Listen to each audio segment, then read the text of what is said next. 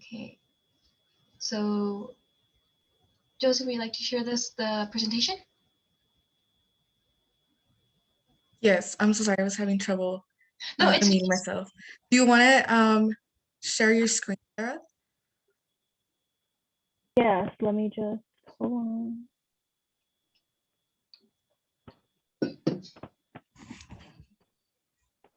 Okay, so hey guys, this is our presentation on student activism and leadership. And you already heard the message about IGNITE's mission, so I'm not going to repeat that. And we're just going to let the members introduce themselves one at a time. So hi everybody, I am Jocelyn Avila. I go by Josie, and I'm currently serving as Vice President at UTEP IGNITE. My major is Communication Studies and Political Science with a minor in Environmental Science. Hi everybody, bienvenidos, welcome. My name is Sofia Valenzuela. I am the community liaison for IGNITE Youth Chapter, and my main job here is to connect our members with community organizations, activities, and help them get involved in our community. My major is psychology with a minor in women and gender studies, and I am working to become a future sexual health therapist. Hi everyone, my name is Sarah Mickelson. My pronouns are she and her. I'm a political science major with a concentration in law and politics and with a minor in legal reasoning. And I am the campus liaison for IGNITE UTEP. And my job is to connect students or our members to different student organizations across the UTEP campus. Hello, everyone. My name is Jennifer Carrillo. I'm a member of IGNITE. This is my first semester in the organization. I'm a junior with a major in political science and a minor in feminist biology.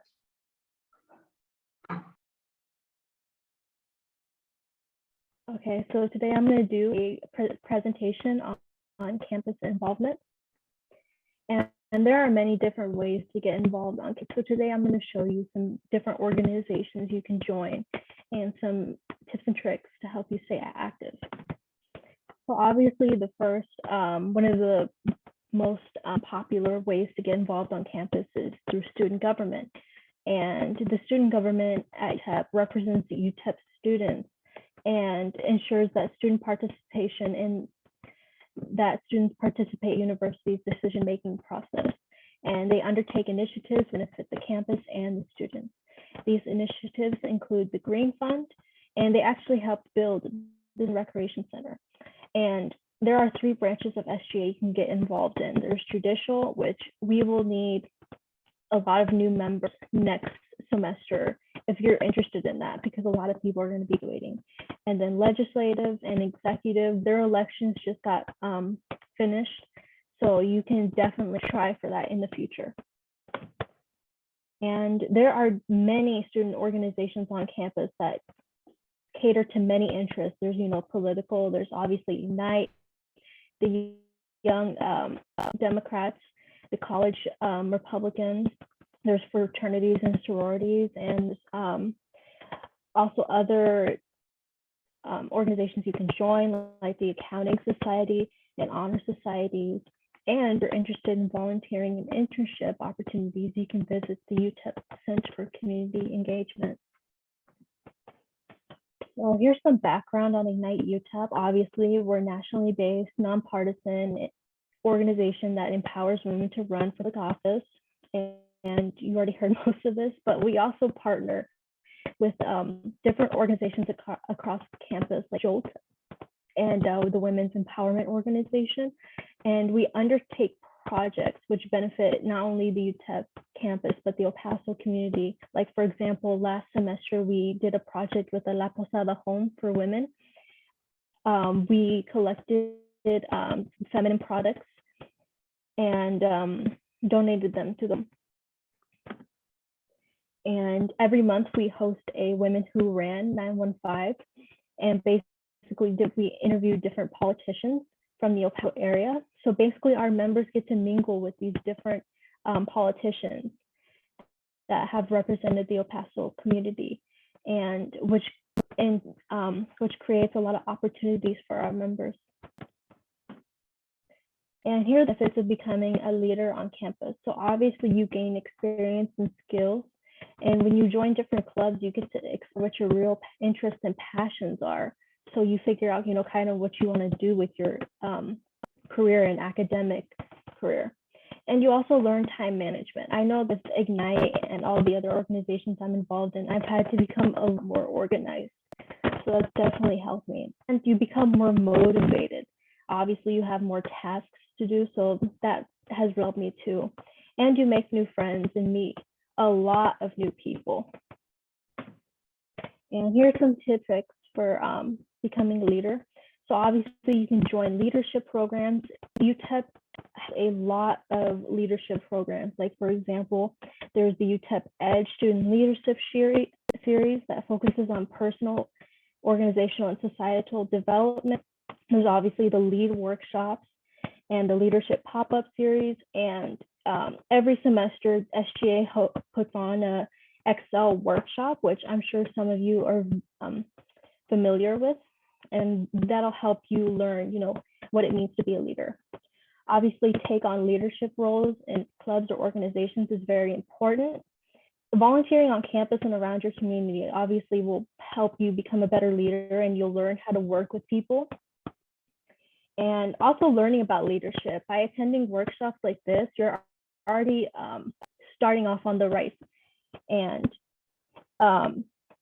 maintaining a balanced life is very important. Like, I learned that it's very important to become comfortable with what your schedule is going to look like. And instead of just like jumping into the deep end, like there's no need to just fully dive in. You need to become comfortable with your schedule and obviously school, and then like scale up your involvement. And obviously finding motivation and accountability is very important. Like, I learned the importance of time management. I learned that it's important to set new goals for yourself, review your goals, progress, and basically surround yourself with positive people. That's really going to help with motivation. And obviously learning how to work well with others, very important aspect of leadership. And remember, just because you don't hold the leadership position in a club doesn't mean you aren't a leader. Leadership is not just about the position you hold. I mean, you can be a leader in any place or position. I mean, just think of leadership as the process of engaging in change. And a leader can be anyone who interacts with people. Thank you, Sarah, so much for that wonderful explanation and sharing your experience with us. Now, guys, we're going to go ahead and talk about community engagement and advocacy, okay?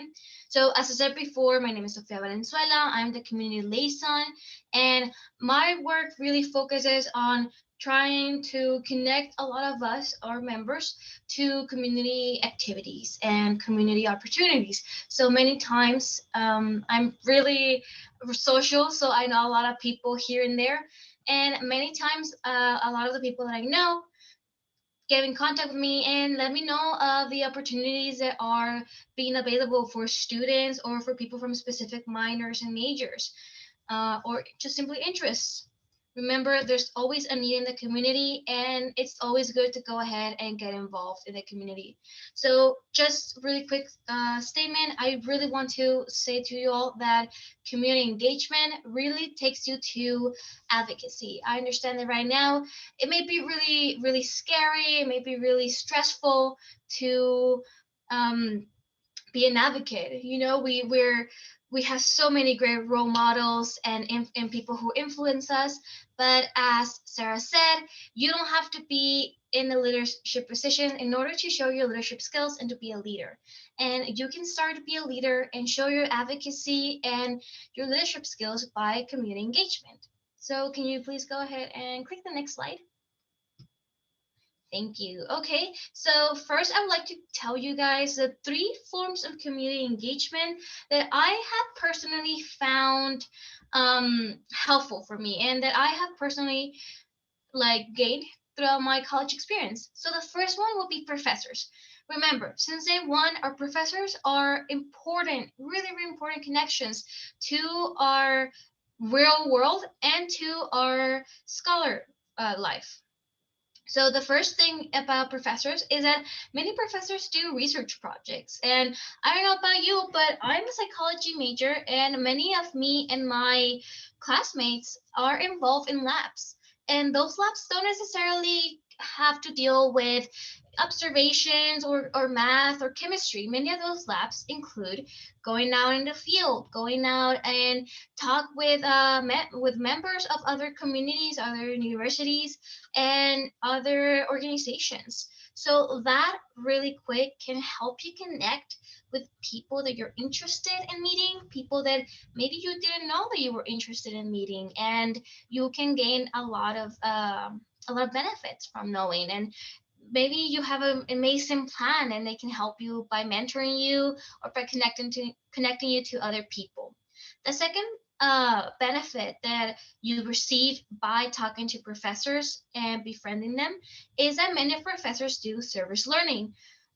This is service learning is an activity in which the professors encourage you to go to a community partner and do some service time, and after that, you conduct a small, you write a small essay explaining the things that you observed, explaining your experience. And it's really interesting because at the end of the day, that will help you recap and understand the richness of being involved and providing your community service to the people.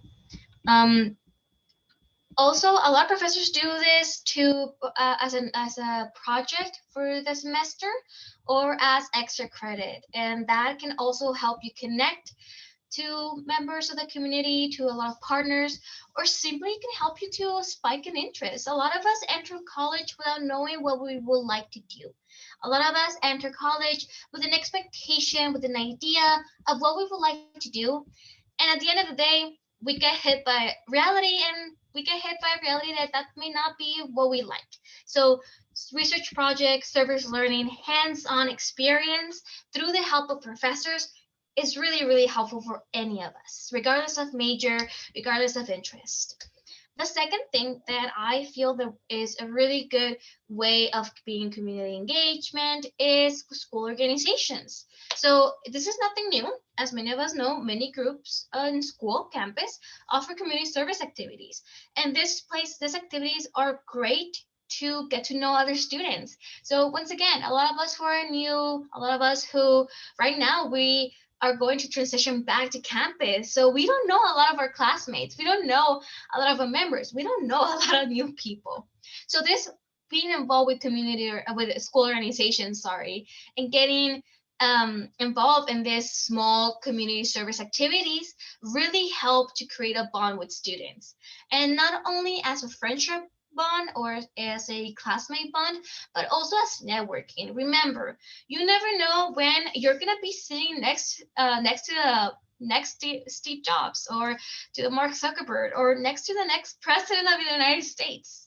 So if you're interested in, let's say, for example, in Ignite, many of us are interested in political engagement and becoming part of the government, being lawyers. So many of us share different interests. I personally am interested in advocating for sexual and reproductive health, you know, and I'm a psychology major with a minor in women and gender studies.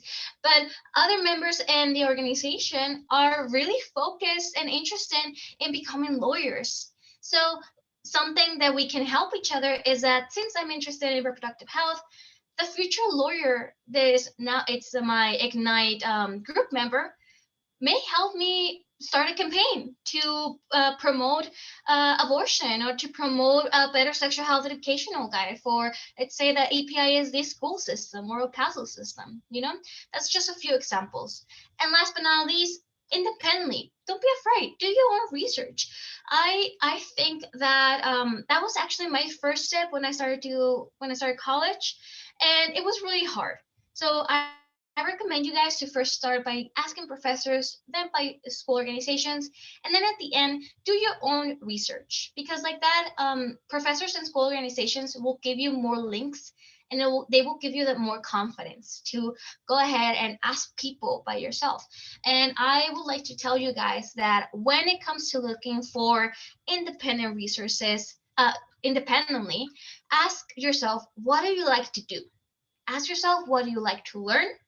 Who would you like to meet? And where would you like to be? What do you like to do? Many of us study, what we like to do is way different than what we study. Many of us, it's the same thing as we study. So go ahead and look what you like, what they're doing out there. For example, as I said, I want to be a sexual health educator and a sexual health therapist. So I really like sexual educational talks. I really like really something quirky about me. I really like to go on and see condoms, and not because I use them, but because I like to go in, let's say, to Planned Parenthood, the Borderland Rainbow Center, and ask them, oh, how do you start to get these condoms? Isn't it illegal? Is it illegal? How do the students react when they see this? Do they engage? Does that help you guys get more communicated with them? So those are the ways that the things that I like. I also like animals. And another way that I can get involved is by helping volunteering animal shelters. And those are two different things. One is like the associates with my career, and the other one isn't. What do you like to learn? Once again, what do you want to learn? I would like to learn more about reproductive health justice, not just sexual health education, but reproductive health justice. Therefore, I would like to associate my time with organizations that focus on the political and lobbying aspect of it. And that can be either in El Paso or outside El Paso. Let me tell you that. There's many organizations that right now are really using the technological comfort that we have right now, and they're looking volunteers through every media and possibility. Who would you like to meet? A lot of us in Ignite are interested in meeting future candidates. A lot of us in Ignite are interested in meeting veteran candidates. Many of us are interested to meet Latina candidates. So this is the thing. Well, who would you like to meet? Either related to your career, related to your interest, or related to what we like to learn, and where we like to be. It's really important to not forget that community engagement is not only a way for you to get to know the community, but for you to be in the community and not let yourself down and tell yourself, oh, it's just a service, a community service event. No, these things can put you out there, can either encourage you to maybe one day run for office, maybe one day to be a president of, I don't know, maybe the university, things like that. Okay, so really pump yourself up, gain yourself confidence, and the sky is a limit. And even there, Elon Musk got to Mars, so why can we not do things here on Earth, right? Okay, next slide. Okay, Sarah?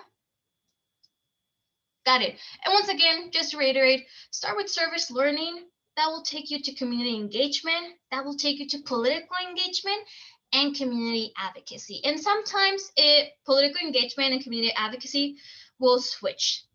Yeah? Okay, next. And just really quick, community and advocacy can be found through community service, protesting, phone banking, text banking, research, or presentation. Those are my experiences, and those are the platforms that I have been given to provide and advocate for sexual health education and reproductive rights. Community service, I've worked with a lot of organizations that focus with the LGBTQI community, especially to provide them a safe environment where they can learn about themselves. Protests, I've been in the Women's March, and I know that we have this idea that El Paso is a really boring place, but it totally isn't. You can find a lot of things to engage yourself, whether it's a protest to celebrate something that's happening in the month, whether it is a protest to advocate for something that you feel that has been ignored in your community. A lot of us have protests about Duranguito. A lot of us have protests about the way the law system, phone banking and text banking. Remember when I told you that a lot of organizations don't necessarily have to be focused in El Paso. Remember, your community is El Paso, Texas, the United States, and even Juarez. So a lot of times, in order to help to advocate for something that we think it needs to be heard and changed, it's phone banking and texting. So this happens a lot when there's political campaigns, or where there's a law that's going to be passed and you don't think that's law is going to help. You can do this so that you can grab attention from the government, from the political party, etc., and let your voice be heard. Last, research. Once again, research is really important through labs, through yourself. I do want to say that UTEP right now is really encouraging student research, regardless of whether you're an engineer, meteor, or any other STEM. You can go ahead and do research. If you have a question, if you like to answer it, go for it. The organization that UTEP has right now, it's a campus office of undergraduate research. It's called Corey. I really encourage you all to go and give it a look if you're interested in to publish something one day, or to get paid to do research, basically. And presentations. Right now, this is a presentation, for example, where we can we can share our experiences and advocate for something we believe. And as you can say, and you can see, many of you are really active on campus, and you can see that the school is really trying to push and share students' experiences. So if you have any questions, please drop them in the chat. If you'd like to share your experiences, please do, because like this, we can give each other others ideas. The examples that I provided in the presentation are not the only ones, and I'm really excited and looking forward to see other ways in that you guys have been involved in the community and have advocated. Now I'm gonna pass it down to Josie. Oh my God, Sophia, I love listening to you present. But I actually was gonna ask you something just to like before I forget to the end. So like let's say you want to connect with a professor. How do you like determine which one is the professor you want to connect with? And like how do you approach them? You know, it might be like intimidating at first. Oh, absolutely. So in my experience, I've found that the best way to approach a professor is to be a really active student. And if the class interests you, let's say my first experience with a professor that led to my mentoring and to my involvement in sexual health education was through an anthropology class. And this professor, she really encouraged us to do service learning. It was part of our curriculum. What I would recommend is to be an active student, answer questions, ask questions, get good grades. And if you are struggling, ask that professor for help. But the point here is for the professors to know that you care about your class, their class, that you care about knowledge, and that you care about yourself, about your doing well in the classroom. Yeah. I recommend you to, through the semester, kind of give them a hint that, oh, I'm really enjoying your class. I really enjoy this topic. And it will, trust me, they love that. Professors love that. I mean, imagine if you would spend hours preparing a curriculum, and you have one or two students that approach you and say, this class may inspire me to do something. Oof. No, no, no, no, no. That will make their entire day. And that's great. That's what you want, because they really put effort on classes and make an engagement. So please be engaged and ask questions. There's no such thing as stupid question. The other thing is that through I think the perfect time to ask them if you can get involved with something with them is throughout the middle of the semester and the end. If you already heard about this professor, if people already recommended you, and if you already have like a curriculum that you can give, like a resume, sorry, not curriculum, you should approach them right away. And I personally haven't. I don't feel like that's the best way, because you really don't give yourself the chance to know them. But if let's say you're a junior and you've already been like told or advised that, hey, this professor really focuses, let's say, on I don't know, drug abuse, and you're interested in doing drug abuse, and you already have experience in research, or that you already have taken several classes about that subject, go ahead and introduce yourself and tell them, I'm really looking forward for your class. But always, always, always present yourself in the best way possible, and don't be afraid. and they were students once. And just be mindful of their time as well. That's it.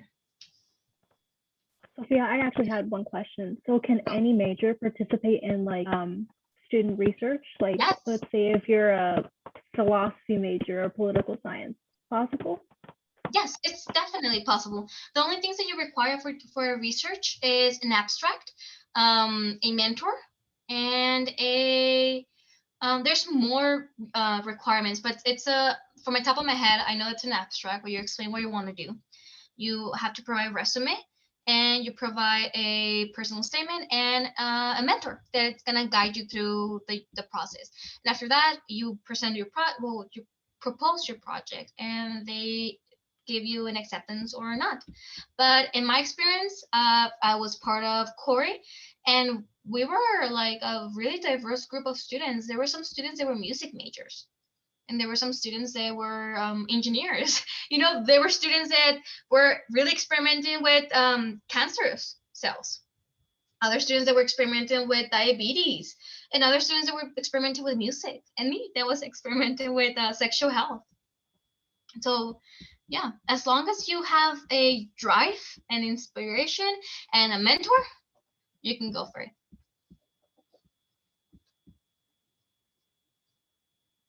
Okay, Josie, would you like to continue if there's no more questions? I'd like to continue, definitely. Thank you, Sophia. And for this, I'm going to share my screen, okay? So first of all, okay, yes. I hope everybody's having a good day. Hope everybody's had a good week. That's what's important. And if you didn't, rest up this weekend, we'll try to make it better next week.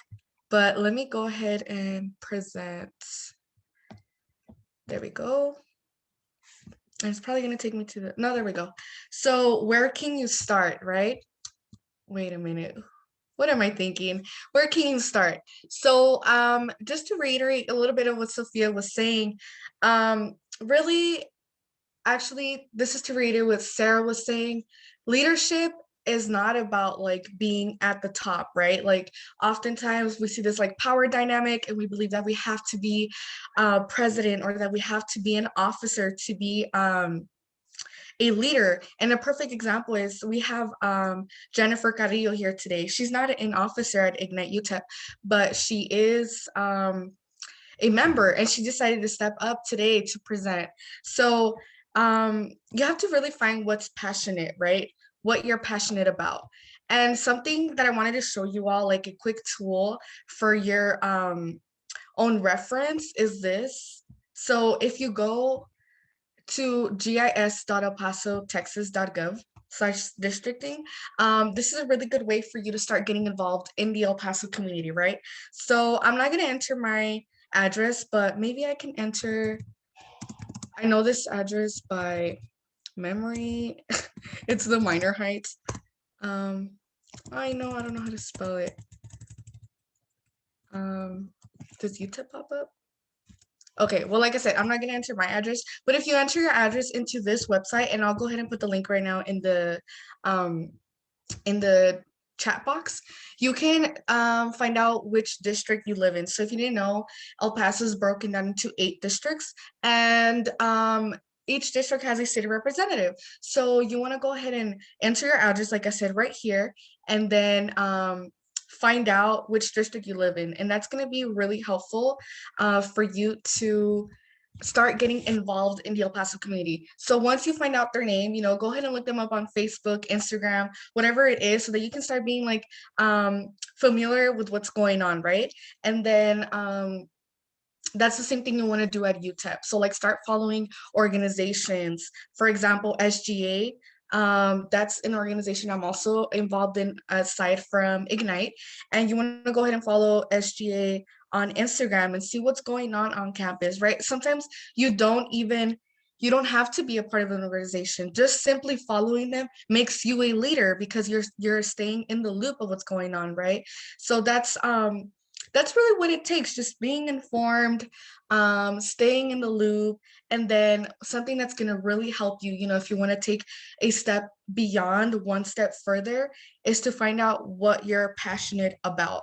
So one way to do that is, again, to look up your city representatives, look up who's representing you in organizations, look up who's representing you in the Senate, in the Student Government Association, and then, go ahead and ask questions, go ahead and ask what's going on. Don't be afraid, like Sophia was mentioning, to reach out, to approach people, right? So that's going to be really helpful to you to see, like, if you catch something that you think is not, that should be and could be running more smoothly, or that needs improvement at the campus level or in the community, then that's when you start reaching out, and you'll see through experience. I think that's something that I really want to emphasize. You'll learn through experience what it is you care about, right? So maybe go volunteer for El Pasoans Fighting Hunger. Go volunteer, and then you don't have to, just because you are a leader doesn't mean you're gonna feel or resonate as much with something. Or I'm sorry, let me reword that. Like, it doesn't mean that you're gonna resonate with everything, right?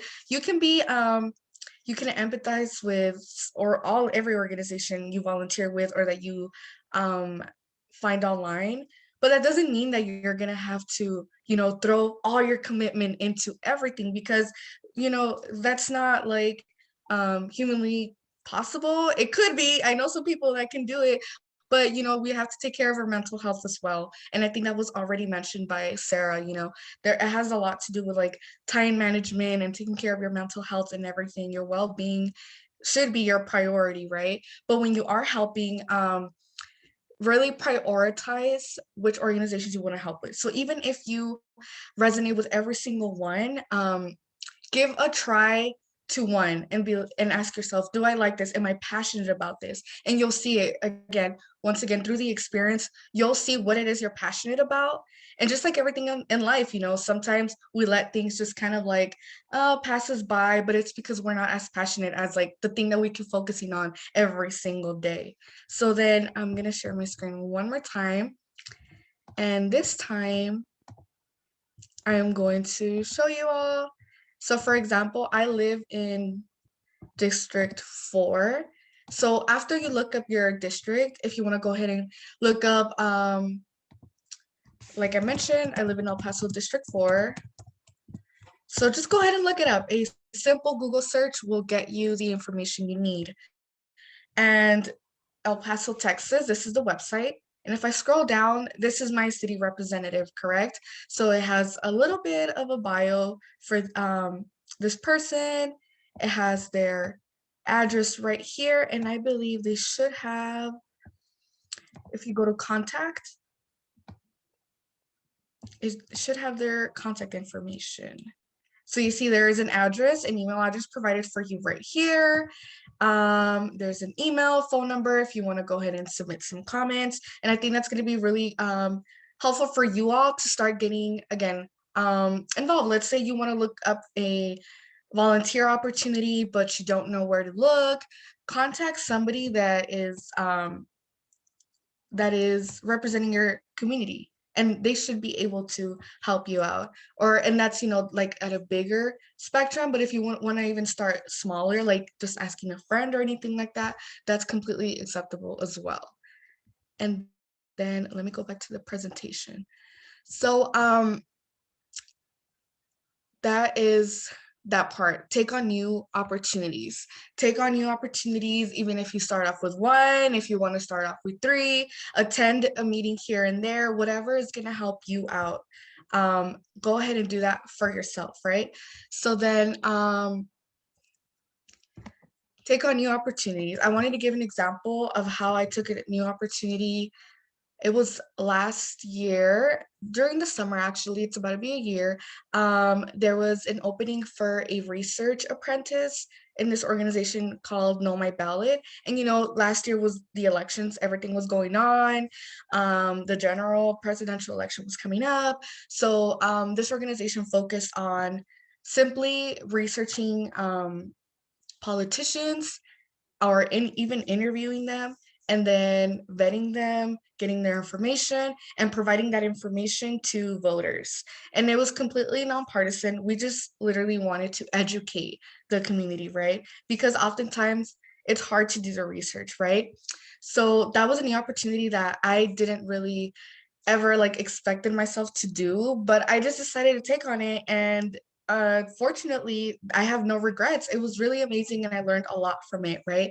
So then go ahead and take that opportunity for yourself. If you see something going on campus, try it out. You know, take a friend with you. Take a friend with you. Go make a friend. Go network with the people at UTEP, because usually the people putting on these events at UTEP are the ones that also really care about the community passionately, right? So you want to connect with those people and start networking with like-minded students across the campus. And then eventually, you know, it'll start branching out and you'll start getting more connected with the community overall. And then let me check the messages. I don't think I can. So the second option, the bullet I have right here, is to vet politicians. As I mentioned, I do have a little bit of experience doing this, but that's another thing that's going to really help you learn what you're passionate about. Look up politicians, look up what they're posting on social media, look up what events they're doing, who they're contributing to, who they're devoting their time to, who's helping them out, and like get to learn a little bit about them. And sometimes a Google search will do. Literally, there's Texas websites and really reliable websites that you can do research on. Go ahead and do that, and that's going to really help you gain some insight of who's representing you, and do their beliefs, what they're doing for the community, does that align with you, right? You want to go ahead and determine that, because once you determine that, it's like you start gaining that insight about what you're truly passionate about. And once you become passionate about something, that's going to spark your activism. You're going to start speaking on things that you're not necessarily agreeing to. And you're going to start speaking on those. If you deem it an issue, you're going to start speaking on these issues and like advocating to your community. And that's what you want. You know, if you want to be an activist, that's what it takes. Go ahead and do a little bit of research. You don't have to know once again, everything about everyone, but gain some insight, and that's going to really help you out. And then right here, I have determine what you're passionate about, which I already talked about. Taking on new opportunities, researching who's representing you, and networking with people. That's really gonna help you gain experience and help you understand and learn more about yourself, right?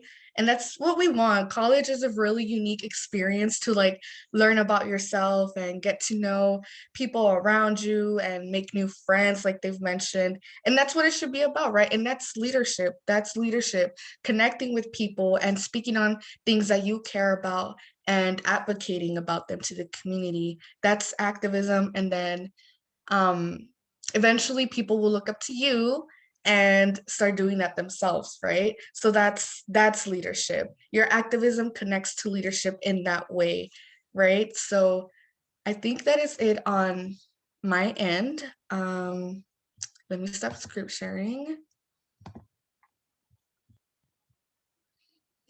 Alrighty. So then we'll go ahead and pass it on to Jennifer. Hi, everyone. As I mentioned before, my name is Jennifer Carrillo, and I'm going to talk, just to wrap it all up, I'm going to talk a little bit about everyday activism. So a very important part of leadership, like Josie just mentioned, is activism. And believe it or not, many of us are activists without even knowing through our everyday actions. So I'm going to talk about everyday activism, and everyday activism is the actions that we do or conversations that we have that are inspired by either a movement or an issue or behavior or idea that we want to change within our society. So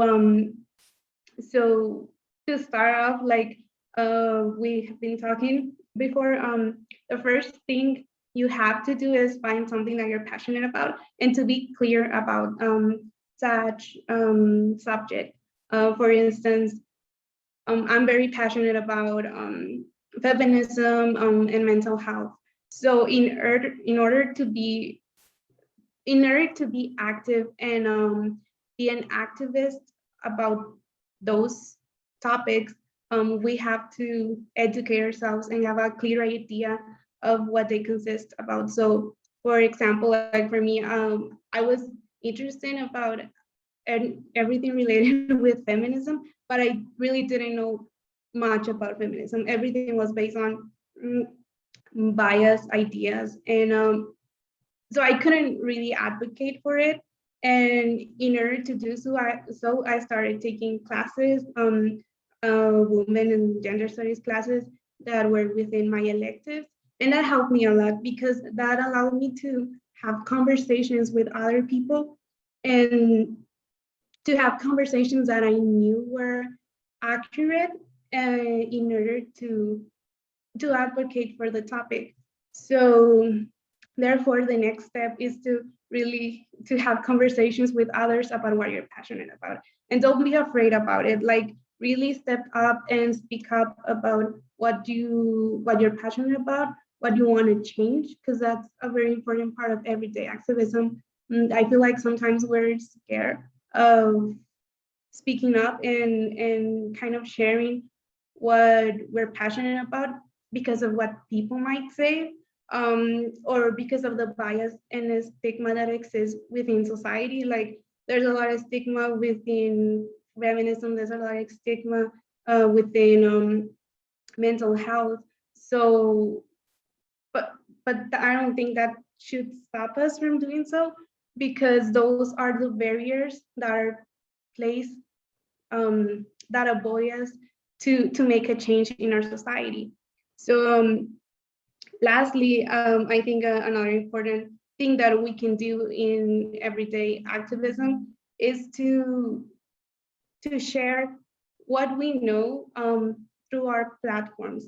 Like right now, we're in a pandemic, we cannot really have conversations with others.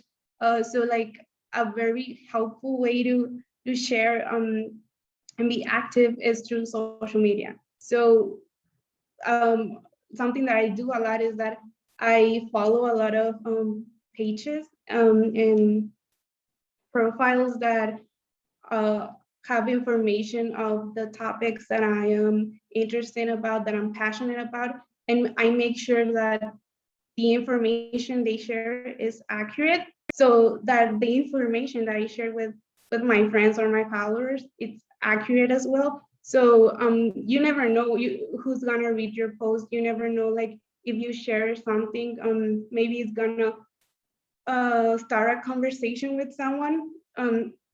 Sometimes like I myself, I'm scrolling to Instagram stories and I find like someone share like about a certain topic and it catches my eye, and so I go through the post and I read and I kind of get informed and I start to investigate more about the topic. So I think that's very important because it's a way to start a conversation, to be active about a topic. And you don't have to do much. You don't have to be in a leadership position, like we've mentioned before, to be a leader.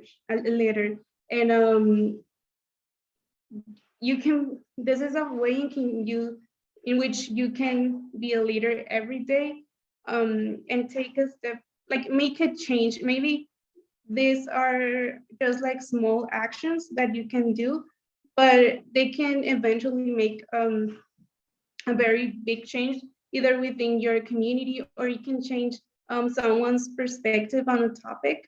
So yeah, I think many of us do this already. We just don't notice, and and it's very important to like be clear about what we're passionate about in order to make little changes. We cannot change the world, but we can take little steps. So that would be it for me. If you have any questions. That's beautiful, guys. That's beautiful, Jennifer. Thank you so much, Jennifer. Okay, so now it's time for a little Q&A. If anyone has any questions, you can either drop them in the chat or just unmute yourself and go.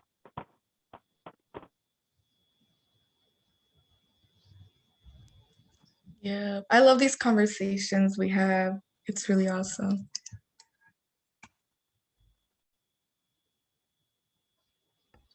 Rebecca, are you better? She said she got a nosebleed. Hope she's better. Yeah. I have a question for you, Jennifer. So the words you share are really inspiring, really beautiful. And you said this is your first time being involved in an student organization, right? How does it feel? It's Does it feel very, scared? yeah, it's very new for me because I'm a very introvert person. Like, I just think it's very obvious. So like, it's it's hard, but it's also like very exciting because I get to know like other people who have similar interests as myself, and it just makes you feel like you're not alone in this, and it encourages me to make more things, and I feel like I'm actually doing something by joining this organization. I agree. Yeah. Actually, how I joined Ignite, it was really weird because um, I want to go back to what you said, that it makes you feel like you're not alone. Just before I joined Ignite, I was involved in Planned Parenthood Texas, Greater Texas, and it's really politically involved, and it hit me, like damn, like I have to be involved when it comes to sexual health and reproduction. And I don't know why, but before that experience, I never, ever, ever wanted to be in politics. If I was involved in politics, it's because I was like protesting or rioting, something like that, you know? And then after that experience, I was like, damn, like I have to settle down, and think, we'll consider the fact of gaining this political knowledge and experience. And just like that, I get an invitation from Naomi to join Ignite, and well, to join Ignite Women Who Ran. And then I filled out the survey, and I got the interview with our president, and she was talking about the things that we do in Ignite, and I was like, what a coincidence! Like, I've been looking for an organization to do this, like, and it's women oriented, so it was kind of like a one of those times where life is like, hey, look at these things, and then I got the same feeling, like, wow, like I'm not alone in this, like, wow, there's other women who want to do this, and it's really, really beautiful. So I encourage all of you guys to also follow the steps of Jennifer, what she said, and go for it. You guys have any more questions, any concerns, comments? No, but I wanted to ask also, because I think it's kind of similar, Sarah's experience, because Sarah's not even in El Paso. Like, she's in Alaska. I think it's really interesting how you got involved, because you're really involved, especially for a freshman. So do you want to talk a little bit about that? Um, to be honest, I think one day I got like before the semester started, I got kind of bored and I was like, I kind of want to join an organization because I need to make friends. And I found Yeah. Ignite, and you guys, like, Ignite really inspired me to start running for other positions like student government. So that's how I got involved. Was one day, I got bored and now I'm here. Okay. And then you met new friends. You made friends. Yeah. Very cool. Yep, it's different for everyone. It's funny learning people's like backstory.